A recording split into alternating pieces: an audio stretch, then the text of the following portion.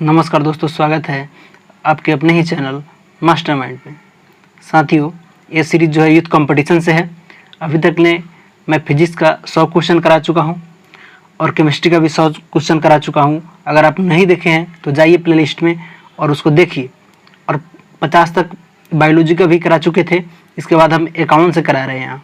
तो ध्यान देंगे, पहला क्वेश्चन जो कि आपके स्क्रीन पे है, कहा जा रहा है 51 नंबर को देखेंगे कि उन कोशिकाओं के समूह को जिनकी उत्पत्ति और संरचना समान होती है, जो एक विशेष कार्य करने के लिए विशेषता प्राप्त होते हैं। उदाहरण के लिए, शरीर में मांसपेशियों की कोशिकाएं उन मांसपेशियों को बनाती है जो शरीर की गति से संबंधित है, को क्या कहते हैं? तो ऐसे शरीर की मांसपेशियों को हम लोग क्या कहते हैं जो गति से संबंधित हो? मांसपेशी बोलते हैं या ऊतक बोलते हैं या फ्लोएम बोलते हैं या रेसे बोलते हैं। तो ये पूछा हुआ है ग्रुप डी के शिफ्ट 1 में 2018 के ग्रुप डी में। तो ध्यान रखेंगे, इसको हम लोग क्या बोलते हैं? ऊतक बोलते हैं। जो मांसपेशी कोशिकाएं उन मांसपेशी कोशिकाओं को बनाती है जो शरीर की गति से संबंधित है, तो उसका नाम है ऊतक। ध्यान रखेंगे। आगे हम लोग बढ़ते हैं, इसकी व्याख्या देख लेंगे। व्याख्या में क्या कहा जा रहा है कि कोशिकाओं का वह समूह जिसमें कोशिकाएं आकार, आकृति, कार्य, उत्पत्ति तथा परिवर्धन की दृष्टि में समान होती है, ऊतक कहलाती है। ये हमारे शरीर के सभी हिस्सों और अंगों का निर्माण करते हैं। ऊतकों का अध्ययन जीव विज्ञान की जिस शाखा में किया जाता है उसको हम लोग हिस्टोलॉजी बोलते हैं। ऊतकों का अध्ययन हिस्टोलॉजी में किया जाता है। इसको ध्यान रखेंगे, ये सारे फैक्ट इंपॉर्टेंट है आपके आगामी परीक्षा है। तो आगे हम लोग बढ़ेंगे, क्वेश्चन नंबर 52 को देखेंगे। 52 में क्या कहा जा रहा है मित्रों कि रक्त और हड्डियां के उदाहरण है। रक्त और हड्डियां डैश डैश के उदाहरण है। संयोजी ऊतक के उदाहरण है, या एपिथेलियन ऊतक के, या मेरिस्टेमेटिक ऊतक के, या तंत्रिका तंत्र ऊतक के। तो रक्त और हड्डियां किसके उदाहरण है, ये पूछा जा रहा है। बताएंगे साथियों क्या होगा इसका सही जवाब। तो रक्त और हड्डियां जो है संयोजी ऊतक के उदाहरण है। किसके? तो संयोजी ऊतक के उदाहरण है। संयोजी ऊतक के उदाहरण है। रक्त और हड्डियां संयोजी ऊतक के उदाहरण है। आगे हम लोग बढ़ेंगे, इसका जरा डिस्क्रिप्शन भी देख लेंगे। कहा जा रहा है किसी जीव के शरीर में कोशिकाओं के ऐसे समूह को ऊतक कहते हैं जिसकी उत्पत्ति एक समान हो और वे एक विशेष कार्य करती है। कोशिकाएं मिलकर ऊतक का निर्माण करती है। रक्त और हड्डियां संयोजी ऊतक के उदाहरण है। जंतु के शरीर को ढकने या बाह्य रक्षा प्रदान करने वाले ऊतक को एपिथेलियमस ऊतक कहते हैं। एपिथेलियम ऊतक कहते हैं। मस्तिष्क, मेरुरज्जु, तंत्रिकाएं सभी जो है ऊतकों की बनी होती है। तो इसको ध्यान रखेंगे। आगे हम लोग बढ़ते हैं, क्वेश्चन नंबर 53 को देखेंगे। 53 में क्या कहा जा रहा है साथियों कि रक्त डैश डैश के प्रकार के ऊतक के उदाहरण है। रक्त जो है किस प्रकार का ऊतक है, ये पूछा जा रहा है। रक्त जो है संयोजी ऊतक का प्रकार है। रक्त क्या है? संयोजी ऊतक का प्रकार है। इसको ध्यान रखेंगे। आगे हम लोग बढ़ते हैं, क्वेश्चन नंबर 54 को देखेंगे। 54 में क्या कहा जा रहा है साथियों, रक्त क्या है? तो एक पेशीय ऊतक है, एक पैकिंग ऊतक है, या संयोजी ऊतक है, या एक सहायक ऊतक है। तो रक्त क्या है? रक्त एक संयोजी ऊतक है। इसको ध्यान रखेंगे। आगे हम लोग बढ़ेंगे, क्वेश्चन नंबर 55 को देखेंगे। 55 में क्या कहा जा रहा है साथियों कि मुंह की परत डैश डैश से बनी होती है। मुंह की परत क्या चीज से बनी होती है, पूछा जा रहा है। बताएंगे आप लोग। घनाकार उपकला का, या स्यूडो स्ट्रेटिफाइड का, या पपड़ीदार उपकला का, या स्तंभाकार उपकला का। तो मुंह की परत जो है किसकी बना होता है? पपड़ीदार उपकला का। पपड़ीदार उपकला का बना होता है। इसको ध्यान रखेंगे। ये सारे फैक्ट इंपॉर्टेंट है। जरा इसकी हम लोग व्याख्या देखेंगे। व्याख्या में क्या कहा जा रहा है कि एपिथेलियम उपकला ऊतकों की ऊतक अंगों की बाहरी पतली परत तथा आंतरिक अंगों के भीतरी अस्तर का निर्माण करती है। ये 4 प्रकार के घनाकार उपकला और स्यूडोस्पेरेटिक स्तंभाकार उपकला और पपड़ीदार उपकला तथा स्तंभाकार उपकला की बनी होती है, जिसमें जो पपड़ीदार उपकला त्वचा की बाहरी परत पर पाया जाता है। त्वचा के बाहरी परत पर क्या पाया जाता है, इसको ध्यान रखेंगे, पपड़ीदार उपकला। इसके अतिरिक्त यह मुख के गुहा, जिह्वा, ग्रास नली तथा आहार नाल के अस्तर बनाने का काम करता है, पपड़ीदार उपकला। तो ध्यान रखेंगे, ये सारे फैक्ट इंपॉर्टेंट है। आगे हम लोग बढ़ते हैं, क्वेश्चन नंबर 56 को देखेंगे। 56 में क्या कहा जा रहा है, हमारे शरीर में कोई अंग है, निम्नलिखित में से कौन सा अंग सबसे बड़ा है? पेट, गुर्दा, त्वचा या दिमाग? तो हमारे शरीर में सबसे बड़ा अंग पूछा जा रहा है, कोई अंग है, लेकिन कौन सा सबसे बड़ा अंग है? तो ऑप्शन के अनुसार यहाँ पे त्वचा सबसे बड़ा अंग हो जाएगा। ध्यान रखेंगे, त्वचा। मनुष्य का सबसे बड़ा अंग कौन है? त्वचा है। यह शरीर का जो है बाह्य आवरण होती है, जिसमें जो है वातावरण या एपिडर्मिस कहते हैं। त्वचा उपकला ऊतकों की कई परतों पर निर्माण होती है। मानव जो है शरीर की सबसे बड़ी ग्रंथि कौन है? तो यकृत। अगर ग्रंथि पूछता सबसे बड़ी तो यकृत होता, लेकिन यहाँ पे अंग पूछा जा रहा है तो त्वचा होगा। इसको ध्यान रखेंगे ऑप्शन के अनुसार। आगे हम लोग बढ़ेंगे, क्वेश्चन नंबर 57 को देखेंगे। 57 में क्या कहा जा रहा है साथियों कि त्वचा के नीचे और आंतरिक अंगों के बीच की ऊतक कौन बना होता है, तंत्रिका या वासा या मांस या एपिथेलियल। तो त्वचा के नीचे और आंतरिक अंगों के बीच का ऊतक जो है बनता है उसको हम लोग क्या बोलते हैं, तो वासा बोलते हैं। उसको ध्यान रखेंगे, वासा बोलते हैं।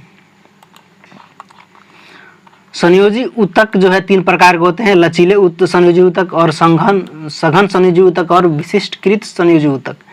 स्थिर संयोजी ऊतक में जो कोशिका एवं तंतु एक दूसरे से क्या होते हैं, अर्धतल आधारीय पृथ्वी से स्थिरता से जुड़े रहते हैं। उदाहरण के लिए वासा युक्त जो है स्थिर संयोजी ऊतक है जो मुक्त त्वचा के नीचे स्थित होता है।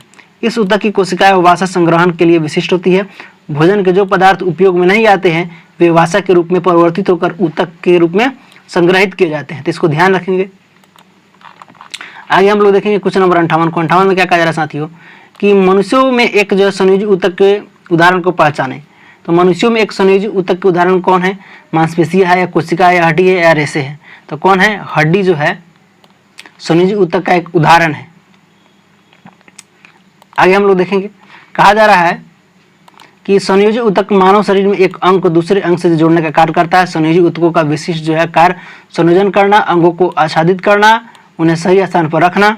संयोजी ऊतक शरीर को एक ढांचा प्रदान करता है। संयोजी ऊतक भी कितने प्रकार के होते हैं इसको जरा देख लेंगे, लचीले संयोजी ऊतक और विशिष्टकृत संयोजी ऊतक और सघन संयोजी ऊतक, ये सब संयोजी ऊतक के जो क्या है प्रकार है। आगे हम लोग देखेंगे क्वेश्चन नंबर 59 को देखेंगे। 59 में क्या कहा जा रहा है साथियों कि निम्नलिखित में से कौन सा जो है संयोजी ऊतक है, संवहनीय बंडल या त्वचा या हड्डी या ऊतक की छाल। तो कौन जो है एक संयोजी ऊतक है ये पूछा जा रहा है, बताएंगे इसका क्या होगा सही जवाब। 59 का जवाब दीजिए आप लोग। कौन जो है यहाँ पे एक संयोजी ऊतक है ये पूछा जा रहा है 59 में, तो कौन संयोजी ऊतक है, तो आपका हड्डी क्या है, संयोजी ऊतक है। ऑप्शन के अनुसार यहाँ पे क्या हो जाएगा, हड्डी। आगे हम लोग बढ़ेंगे क्वेश्चन नंबर 60 को देखेंगे। 60 को देखिए, 60 में क्या कहा जा रहा है कि हमारे शरीर में, शरीर की हड्डियों में कौन सा ऊतक पाया जाता है, पेरेनकाइमा या स्थायी ऊतक या संयोजी ऊतक या अधिचर्मिक। तो कौन पाया जाता है, तो संयोजी ऊतक हमारे शरीर की हड्डियों में जो है पाया जाता है संयोजी ऊतक, इसको ध्यान रखेंगे। आगे हम लोग बढ़ते हैं क्वेश्चन नंबर 61 को। 61 में क्या कहा जा रहा है कि इनमें से क्या एक पशु ऊतक नहीं है, पेशी ऊतक या संयोजी ऊतक या उपकला ऊतक या तंत्रिका ऊतक। तो देख लेंगे जरा इसकी व्याख्या, कोई आंसर नहीं दे रखा है। कहा जा रहा है कि पेशी ऊतक, संयोजी ऊतक, तंत्रिका ऊतक, उपकला ऊतक चारों पशु यानी कि जंतु ऊतक है। किसी भी जीव के शरीर में तंत्रिका ऐसे रेशों को कहते हैं जिसके द्वारा शरीर के एक स्थान से दूसरे स्थान तक संकेत भेजे जाते हैं। मनुष्य शरीर में तंत्रिकाएं शरीर के लगभग हर भाग को मस्तिष्क या मेरुरज्जु से जोड़कर उनमें आपसी संपर्क रखती है, तो ध्यान रखेंगे। आगे हम लोग बढ़ते हैं क्वेश्चन नंबर 62 को देखेंगे। 62 में क्या कहा जा रहा है कि डैश डैश ऊतक हमारे मुंह की आंतरिक अस्तर को बनाता है। कौन सा ऊतक जो है हमारे मुंह के आंतरिक अस्तर को बनाता है, तो उस ऊतक का नाम क्या है, तो उस ऊतक का नाम क्या है, सरल स्क्वैमस एपिथेलमस। सरल स्क्वैमस एपिथेलमस, इसको ध्यान रखेंगे, इंपॉर्टेंट है। आगे हम लोग बढ़ते हैं क्वेश्चन नंबर 63 को देखेंगे। 63 में क्या कहा जा रहा है कि स्ट्रैटिफाइड स्क्वैमस एपिथेलिमस किस में मौजूद होता है, तो किस में मौजूद होता है, तो त्वचा में जो है स्ट्रैटिफाइड स्क्वैमस एपिथेलिमस मौजूद होते हैं, ध्यान रखेंगे। आगे हम लोग बढ़ते हैं क्वेश्चन नंबर 64 को देखेंगे। 64 में क्या कहा जा रहा है मित्रों, डैश डैश ऊतक में मैट्रिक्स होते हैं और कोशिकाएं मैट्रिक्स में सन्निहित होती है। तो क्या होगा इसका जवाब जरा बताएंगे। तो संयोजी ऊतक में जो है मैट्रिक्स होती है और कोशिकाएं मैट्रिक्स में क्या होती है, सन्निहित होती है, तो इसको ध्यान रखेंगे। आगे हम लोग बढ़ते हैं क्वेश्चन नंबर 65 को देखेंगे। 65 में क्या कहा जा रहा है मित्रों कि डैश डैश संयोजी ऊतक है। डैश डैश क्या संयोजी ऊतक है, कालेनकाइमा या रक्त या स्क्लेरेनकाइमा या पेरेनेकाइमा। तो कौन है, रक्त जो है क्या है आपका एक संयोजी ऊतक है, इसको ध्यान रखेंगे। रक्त आपका क्या है, संयोजी ऊतक है। आगे हम लोग बढ़ेंगे क्वेश्चन नंबर 66 को देखेंगे। 66 में क्या कहा जा रहा है साथियों कि पेशी ऊतक के कितने प्रकार होते हैं, 2 प्रकार, 4 प्रकार, 3 प्रकार या 5 प्रकार। तो पेशी ऊतक जो है 3 प्रकार के होते हैं। कौन कौन, रेखित पेशी, अरेखित पेशी और हृदय पेशी, इसको ध्यान रखेंगे। आगे हम लोग बढ़ेंगे क्वेश्चन नंबर 67 को देखेंगे। 67 में क्या कहा जा रहा है मित्रों कि मानव शरीर की त्वचा का सबसे बाह्य परत क्या कहलाता है? मानव शरीर का त्वचा का सबसे बाह्य परत क्या कहलाता है? स्क्लेरला कहलाता है, एंडोडर्मिस कहलाता है, या एपिडर्मिस कहलाता है, या हाइपोडर्मिस कहलाता है? तो मानव शरीर की त्वचा का सबसे बाह्य परत जो कहलाता है उसको क्या बोलते हैं? एपिडर्मिस बोलते हैं। ध्यान रखेंगे उसको, जो हम लोग एपिडर्मिस बोलते हैं। आगे बढ़ते हैं, क्वेश्चन नंबर 68 को देखेंगे। 68 में क्या कहा जा रहा है साथियों?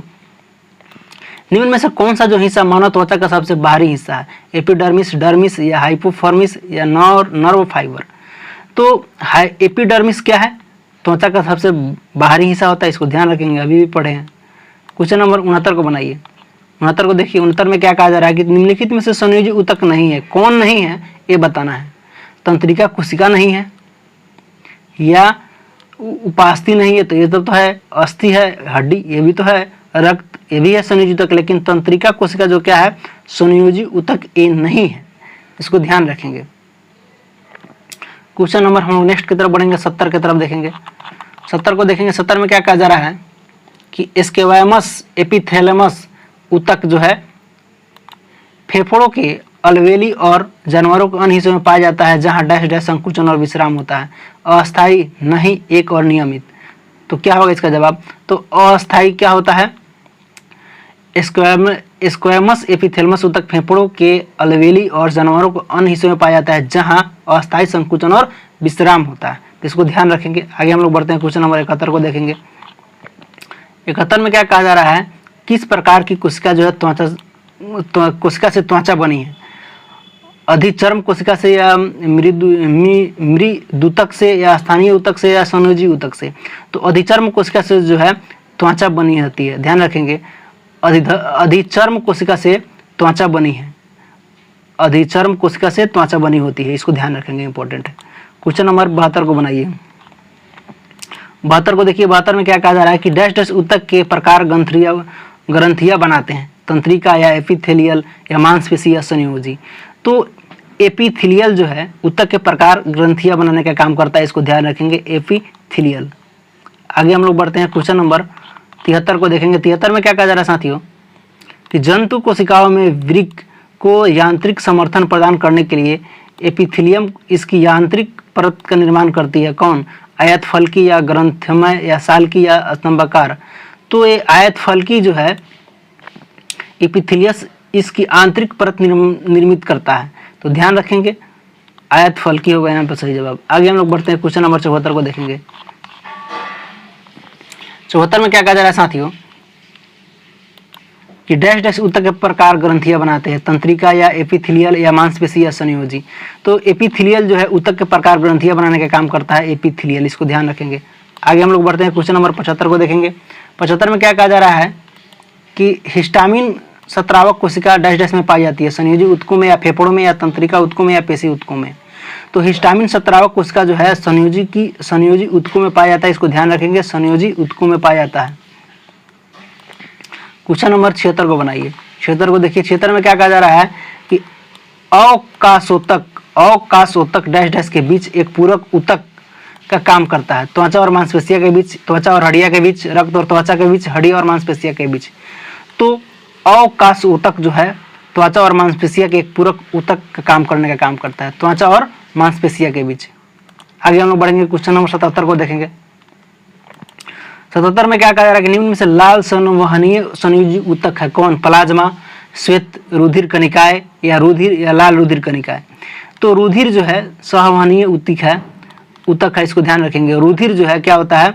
संवहनीय संयोजी ऊतक होता है, संवहनीय संयोजी ऊतक होता है रुधिर। आगे हम लोग बढ़ेंगे। अगर रक्त का पीएच मान पूछेगा तो ध्यान रखिएगा, रक्त का पीएच मान 7.4 होता है, हल्का क्षारीय होता है। रुधिर लाल रंग का चिपचिपा सा जो है जल से कुछ भी भारी अपारदर्शी एवं संवहनीय ऊतक भी कहा जाता है। ये सारे फैक्ट इंपॉर्टेंट है, इसको ध्यान रखिएगा। आगे हम लोग बढ़ते हैं, क्वेश्चन नंबर 78 को बनाते हैं। 78 में क्या कहा जा रहा है कि ऊतक ग्रंथियों का निर्माण करता है? कौन सा ऊतक? मांसपेशी, या वाहिका, या संयोजी, या तंत्रिका? तो वाहिका ऊतक जो है ग्रंथियों का निर्माण करने का काम करता है, वाहिका ऊतक, इसको ध्यान रखेंगे। आगे हम लोग बढ़ते हैं, क्वेश्चन नंबर 79 को देखेंगे। 79 में क्या कहा जा रहा है कि डैश डैश ऊतक संवहन पुल जो है बनाते हैं? जाइलम और स्थूल कोण ऊतक, या जाइलम या और मृदु दूतक, या जाइलम और फ्लोएम, और जाइलम और दृढ़ ऊतक? तो बताएंगे इसका क्या होगा जवाब। तो जाइलम और फ्लोएम जो है ऊतक संवहन पुल बनाते हैं, पुल। जाइलम और फ्लोएम क्या बनाते हैं, तो ऊतक जो है संवहन पुल बनाने का काम करता है, इसको ध्यान रखेंगे। आगे हम लोग बढ़ेंगे, क्वेश्चन नंबर 80 को देखेंगे। 80 में क्या कहा जा रहा है कि फ्लोएम के आंतरिक निम्नलिखित में से अन्य सभी से मिलकर बना है। चालनी नलिकाएं से बना है, या फ्लोएम वाहिका से बना है, या सह कोशिका से बना है, या फ्लोएम तंतु से बना है। तो क्या चीज से बना है, फ्लोएम वाहिका से बना है। फ्लोएम वाहिका के अतिरिक्त जो है फ्लोएम वाहिका से मिलकर बना है, इसको ध्यान रखेंगे। आगे हम लोग बढ़ते हैं, क्वेश्चन नंबर 81 को देखेंगे। 81 में क्या कहा जा रहा है साथियों कि कौन सा जो है अस्थायी ऊतक एक पौधे को कठोर और मजबूत बनाता है। कौन सा अस्थायी ऊतक जो है एक पौधे को कठोर और मजबूत बनाता है, उस ऊतक का नाम बताना है। तो स्क्लेरेनकाइमा ऊतक जो है, स्क्लेरेनकाइमा जो ऊतक होता है पौधों को मजबूत और कठोर बनाने का काम करता है। तो ध्यान रखेंगे जितना कठोर पौधा सब होता है उसमें क्या पाया जाता है, स्क्लेरेनकाइमा। आगे हम लोग बढ़ेंगे, क्वेश्चन नंबर 82 को देखेंगे। 82 में क्या कहा जा रहा है साथियों कि निम्नलिखित में से कौन सा जो है पौधा बाह्य त्वचा का कार्य नहीं है। निम्नलिखित में से कौन सा पौधे की बाह्य त्वचा का कार्य नहीं है। पौधे को संरक्षित रखना, रोमों की सहायता से वायु की स्थिर रोधन परत तैयार करना, या वाष्पोत्सर्जन को नियंत्रित करना, या प्रकाश संश्लेषण करना। तो क्या कार्य नहीं है, तो प्रकाश संश्लेषण कार्य करना जो है बाह्य त्वचा का कार्य नहीं है पौधे का। तो ध्यान रखेंगे, सारे फैक्ट इंपॉर्टेंट है। आगे हम लोग बढ़ते हैं, क्वेश्चन नंबर 83 को देखते हैं। 83 में क्या कहा जा रहा है कि अस्थायी ऊतकों के निर्माण के लिए एक अस्थायी संरचना, आकार और क्रिया अपनाने की प्रक्रिया को क्या कहा जाता है। तो इस प्रक्रिया को हम लोग क्या बोलते हैं, जरा आप लोग बता देंगे। तो इसको हम लोग विभेदन बोलते हैं, विभेदन बोलते हैं, विभेदन बोलते हैं। आगे हम लोग बढ़ते हैं, क्वेश्चन नंबर 84 को देखेंगे। 84 को देखेंगे। 84 में क्या कहा जा रहा है साथियों कि डैश डैश की कोशिकाएं कोनों पर अनियमित रूप से मोटी होती है। स्थूल कोण ऊतक, या मृदु ऊतक, या दृढ़ ऊतक, या वायु ऊतक। तो कौन सा ऊतक होता है जिसको कोनों पर अनियमित रूप से मोटी पाया जाता है। तो बताएंगे उस ऊतक का नाम क्या होता है। तो उस ऊतक का नाम क्या है, स्थूल कोण ऊतक जो है, जिसको हम लोग क्लेनकाइमा बोलते हैं। इसके जो है कोनों पर अनियमित रूप से जो है मोटी होती है, ध्यान रखेंगे। आगे हम लोग बढ़ते हैं, क्वेश्चन नंबर 85 को बनाते हैं। 85 को बनाएंगे। 85 में क्या कहा जा रहा है कि डैश डैश ऊतक में कोशिकाएं जीवित, लंबी और कोनों पर अनियमित रूप से मोटी होती है। फिर वही बात, तो बताएंगे किस ऊतक में जब कोशिकाएं जीवित, यहाँ पे जीवित, लंबी और कोनों पर अनियमित रूप से मोटी होती है। तो ये पूछ रहा है, तो क्लेनकाइमा, क्लेनकाइमा, क्लेनकाइमा। और स्थूल कोण ऊतक ना देकर के यहाँ पे क्लेनकाइमा दे रखा है, तो दोनों नाम इंपॉर्टेंट है। क्लेनकाइमा को ही बोलते हैं क्या चीज, स्थूल कोण ऊतक। तो ध्यान रखेंगे। आगे हम लोग बढ़ते हैं, क्वेश्चन नंबर 86 को देखते हैं। 86 में क्या कहा जा रहा है कि सीव ट्यूब और सह कोशिकाएं मुख्य रूप से डैश डैश के संचरण के लिए उत्तरदायी है। किसके संचरण के लिए उत्तरदायी है, पौधे में पानी, या मानव शरीर में भोजन, या पौधे में भोजन, या पौधे में सूर्य के प्रकाश। तो पौधों में भोजन के लिए जो है सीव ट्यूब सह कोशिकाएं मुख्य रूप से संचरण के लिए उत्तरदायी होता है, इसको ध्यान रखेंगे। आगे हम लोग बढ़ते हैं, क्वेश्चन नंबर 87 को देखेंगे। 87 में क्या कहा जा रहा है कि डैश डैश के जमाव के कारण दृढ़ ऊतक की कोशिकाएं भित्तियां मोटी होती है। किसके जमाव के कारण भैया, तो लिग्नन के जमाव के कारण दृढ़ ऊतक की कोशिकाएं मोटी होती है, ध्यान रखेंगे। आगे हम लोग बढ़ते हैं, क्वेश्चन नंबर 88 को तरफ बढ़ेंगे। 88 को देखेंगे। 88 में क्या कहा जा रहा है, निम्न में से कौन सा जो है विकल्प तने और जड़ों के शीर्ष पर पाया जाता है। शीर्ष विभेदोतक, या पेरेन्काइमा, या स्क्लेरेनकाइमा, या पार्श्व विभेदोतक। तो कौन सा जो है विकल्प जो है तनों और जड़ों के शीर्ष पर पाया जाता है। तो शीर्ष विभेदोतक, ये तो ऑप्शन से दिख रहा है, ये आपके जड़ों के शीर्ष पर पाया जाता है, ध्यान रखेंगे। आगे हम लोग बढ़ेंगे, क्वेश्चन नंबर 89 को देखेंगे। 89 में क्या कहा जा रहा है साथियों कि निम्न में से कौन सा ऊतक जो है कठोर कोशिका भित्ति पाई जाती है। किसमें जो कठोर कोशिका भित्ति पाई जाती है, रेनकाइमा में, या पेरेन्काइमा में, या स्क्लेरेनकाइमा में, या क्लेनेकाइमा में। तो स्क्लेरेनकाइमा में क्या होता है, कोशिका भित्ति पाई जाती है, कठोर कोशिका भित्ति पाई जाती है। किसमें, स्क्लेरेनकाइमा में, ध्यान रखेंगे। आगे हम लोग बढ़ते हैं, क्वेश्चन नंबर 90 की तरफ। 90 में क्या कहा जा रहा है, डैश डैश के कारण जो है स्क्लेरेनकाइमा कोशिका की दीवार मोटी होती है। तो किसके कारण, तो लिग्निन के कारण जो है स्क्लेरेनकाइमा कोशिका की दीवार मोटी होती है, लिग्निन के कारण। आगे हम लोग बढ़ेंगे, क्वेश्चन नंबर 91 को देखेंगे। 91 में क्या कहा जा रहा है कि निम्न में से कौन सा जो है सरल अस्थायी ऊतक नहीं है। सरल अस्थायी ऊतक पूछ रहा है, कौन नहीं है, जीवितक, या जाइलम, या क्लेनकाइमा, या ये क्या दे रखा है, एस्केलेन काइमा। तो क्या होगा इसका सही जवाब जरा बताएंगे। तो जाइलम में जो है अस्थायी ऊतक नहीं होता है, सरल अस्थायी ऊतक नहीं है जाइलम। आगे हम लोग बढ़ेंगे, क्वेश्चन नंबर 92 को बनाएंगे। 92 को देखेंगे। 92 में क्या कहा जा रहा है साथियों कि निम्नलिखित में से कौन सा जो है एक तरल अस्थायी ऊतक नहीं है, क्लेन काइमा या शीर्षस्थ विभेदोतक या जाइलम या केबियम। तो एक सरल अस्थायी ऊतक नहीं है, तो कौन नहीं है, तो जाइलम एक सरल अस्थायी ऊतक नहीं है। आगे हम लोग बढ़ेंगे, क्वेश्चन नंबर 93 को देखेंगे। 93 में क्या कहा जा रहा है कि पौधे का कौन सा हिस्सा जो है पानी और खनिज के परिवहन को सक्षम करता है, तना, जड़े या जाइलम या डंठल। तो जाइलम जो है पानी और खनिज के परिवहन को सक्षम करता है, जाइलम पौधे का ये हिस्सा जाइलम है जो पानी और खनिज के लिए परिवहन को सक्षम बनाने का काम करता है, जाइलम। आगे हम लोग बढ़ेंगे, क्वेश्चन नंबर 94 को बनाएंगे। 94 को देखिए। 94 में क्या कहा जा रहा है कि निम्नलिखित में से कौन सा ऊतक जो है मुख्य रूप से मृत कोशिकाओं से बना है। कौन सा ऊतक जो है मृत कोशिकाओं से बना होता है, जाइलम या प्रेनकाइमा या क्लेनकाइमा या रेनकाइमा। तो जाइलम जो है मृत कोशिकाओं से बना होता है, इसको ध्यान रखेंगे। मृत कोशिकाओं से बना होता है, एक संवहन ऊतक है, ध्यान रखेंगे इसको। आगे हम लोग बढ़ेंगे, क्वेश्चन नंबर 95 को देखेंगे। 95 को देखेंगे साथियों। 95 में क्या कहा जा रहा है कि पौधे में कौन सा ऊतक पानी का संवहन करता है, बताइए। बहुत ही क्वेश्चन है। पौधे में कौन सा ऊतक है जो पानी का संवहन करने का काम करता है, क्लोरोफिल या जाइलम या फाइलम या रंध्र।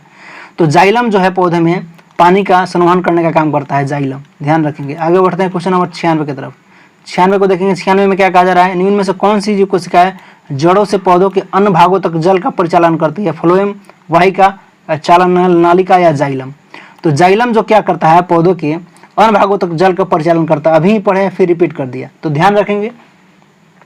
आगे हम लोग बढ़ते हैं, क्वेश्चन नंबर 97 को देखेंगे। 97 में क्या कहा जा रहा है, निम्नलिखित में से कौन सा जो है पौधे में जल के वहन से संबंधित है, वल्कल या जाइलम या वाह्य त्वचा या कैबिमियम।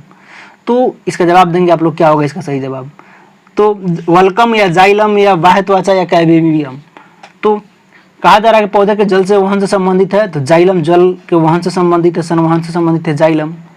आगे हम लोग बढ़ेंगे, क्वेश्चन नंबर 98 को बनाएंगे। 98 को देखिए। 98 में क्या कहा जा रहा है, निम्नलिखित में से कौन सा जो ऊतक का अंतरकोशिकीय जो है क्षेत्र बड़ा होता है, प्रेनकाइमा का या क्लेनकाइमा का या एस्केलेनकाइमा का या जाइलम का। तो बताएंगे साथ ही उसका क्या होगा सही जवाब। तो प्रेनकाइमा का जो है ऊतक का अंतरीय कोशिका क्षेत्र बड़ा होता है, प्रेनकाइमा का। आगे हम लोग बढ़ते हैं, क्वेश्चन नंबर 99 को देखेंगे। 99 में क्या कहा जा रहा है कि डैश डैश ऊतक एकमात्र पादप ऊतक है जो कोशिका विभाजन द्वारा नई कोशिकाओं को उत्पादन करने का काम करता है। कौन ऊतक, मृदुदक या प्रेनकाइमा या स्थूलकोण या इसको हम क्लेनकाइमा भी बोलते थे। दोनों नाम याद रखेंगे, कभी कभी ये भी ना पूछ करके ये पूछ लेगा, विभेदोतक या मेरिस्टेमेटिक या जाइलम। तो मृद ऊतक या प्रेनकाइमा जो है ऊतक मात्र पादप ऊतक है जो कोशिका के विभाजन द्वारा नई कोशिकाओं का उत्पादन करने का काम करता है। सॉरी, इसका नाम ये हो जाएगा विभेदोतक या मेरिस्टेमिक ऊतक। ये गलत है, ये हो जाएगा विभेदोतक हो जाएगा इसका सही जवाब, ऑप्शन नंबर सी। आगे हम लोग बढ़ते हैं, क्वेश्चन नंबर 100 को देखते हैं, जो आज का लास्ट होगा। अंत भला तो सब भला, बनाइए इसको। क्या कहा जा रहा है मित्रों कि पौधे के तनों में छल्लों के रूप में पाई जाने वाली आकृति जो उनकी वृद्धि में सहायक होती है, निम्न में से कौन सा ऊतक पाए जाते हैं, लेटरल मेरिस्टेमेटिक ऊतक या कैमेबियम ऊतक या एपिकल मेरिस्टेमेटिक ऊतक या वर्टिकल मेरिस्टेमिक ऊतक। तो लेटरल मेरिस्टेमिक ऊतक पाया जाता है जो छल्लों के रूप में, पौधों के तनों के छल्लों के रूप में आकृति एवं उसकी वृद्धि में सहायक होता है। तो उस ऊतक का नाम क्या है, लेटरल मेरिस्टेमिक ऊतक। ध्यान रखेंगे। जो साथी इस चैनल पर नए हैं, आप इस चैनल को जरूर सब्सक्राइब कर ले और वीडियो को लाइक करें और दोस्तों में शेयर जरूर कर दें। वीडियो देखने के लिए और साथ देने के लिए बहुत बहुत धन्यवाद। हम फिर मिलते हैं नेक्स्ट वीडियो में। जय हिंद, जय भारत।